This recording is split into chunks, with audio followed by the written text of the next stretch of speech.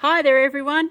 It's been ages since we've done a video, and I just thought we've got the pleasure of young Rob Morgan from over near Ballarat here for the weekend, and he's offered to show us how to do a diamond. And Rob, are you going to do us a double diamond or just a diamond? We'll just do a single Just a diamond diamond today, so we'll another... leave the double for another time. There we go. We'll leave the double for another time, another video.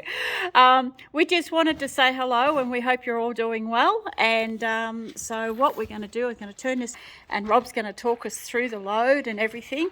So hi Rob, how you going? Hi Joe, yeah, going well. Had a good weekend in the mountains. Woohoo! Yep. Yeah, we thought we'd just show everyone a little bit more about hitching loads and the way that we do it. We Cool. go about it. So in here you've just got your normal two packs. Yeah, they're just a couple of canvas pennies. Nothing special about these ones, but they are a great unit. Just mounted on a sawbuck tree. Yep. Just got my swag over the top there, just as a bit of a top load. There's really no weight in this load. It's just something to lash down, really. Yep. Cool. So yeah, I think if anyone's watched the box hitch video, we're basically just using the same gear. This is just the same lash cinch. This one's about 15 metres long, which is perfect for the box hitch on this sort of load.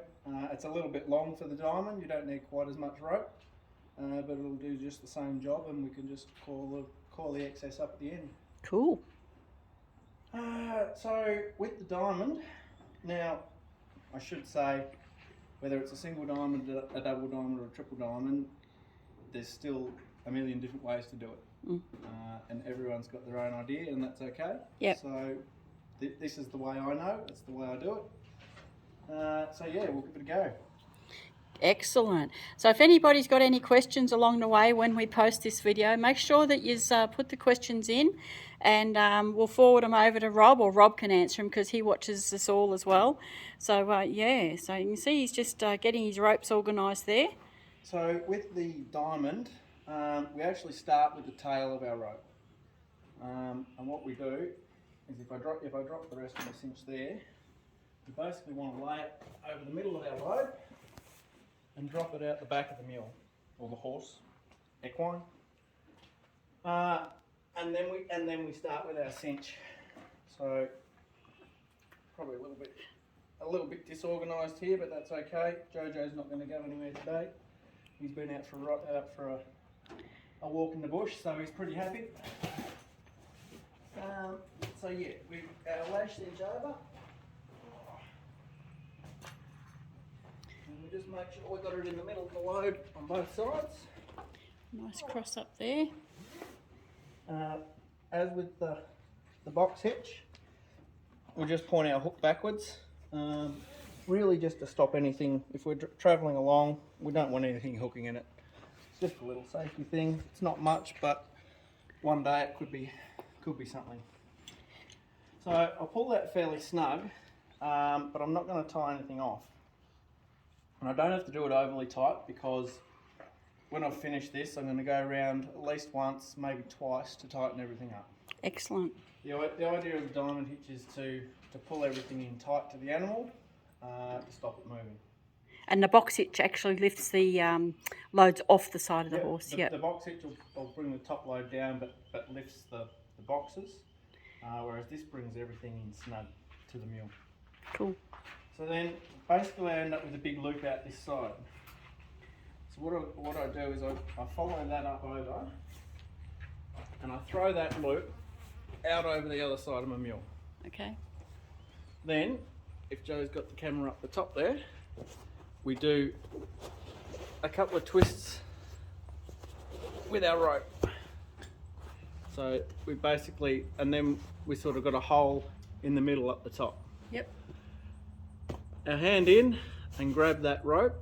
That's the rope that went over the bum. The one that went over the bum, and we pull a bit of that from the bum through and hang another loop over this side.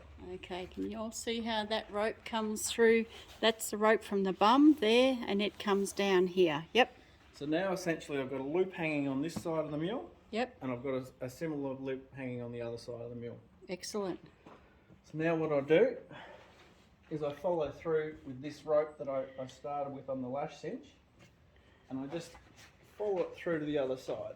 So we'll go over the other side, Joe. Yep. And we'll pick up that rope. Yep. And now we start securing our load. So I'm just going to go around the back of that swag there at the moment. Now, with the diamond on these bags, we actually want to go around the middle of the bag. With the box hitch, we caught the corner and pulled it out. With the diamond, we want to go around the middle. And we just keep following this rope, basically. Keep following it up. I've got a little bit of little bit too much excess here, but that's okay. So we just pull that through, and we put a little bit of tension on that. Cool. Yep. And we just keep following this bit of rope, which coincidentally is that other loop, the that start great of the big other loop. loop that we did on the other side. And so, once again, we're getting as much purchase on that top load as we can, because the whole idea of this is to secure that top load. Catch the middle of the bag again. We keep following the rope. Catch the middle of that bag. Come up. Now we want to get rid of this excess that we've got, so we just pull that back through this tail that we've got, and all of a sudden, if we keep, it's much easier to pull this from the other side because you get a better purchase. Now Joe, if you want to have a look up the top there, when I pull this, all of a sudden, there's the diamond. I have my diamond. Excellent. And what I'll do is I'll bring it, because I've got excess rope. Quite a lot of excess rope there. The easiest way for me to secure this and keep tension is to just come around and I'll secure it from the front. It just helps to keep the shape of the diamond a little bit. So what I'll do is I'll just put a half hitch in that up the top to secure it. But then what I'm going to do is I'll go back to the start and tighten it up. Excellent. Grab some more excess rope out. So we're back to the start, and we just keep pulling that excess rope through. It's a little bit easier if you've got two people, because you can work on a side each. And like everything, it would become easier and quicker with practice and time, doesn't it? Practice, muscle memory. You can get awfully confused with ropes the first few times. I've always been worried about doing the double diamond because as good as I am with ropes and knots, just ask Grumpy John, and as good as I am with ropes and knots, I have always found it to be quite daunting. But a good friend of ours, Ruth Manning,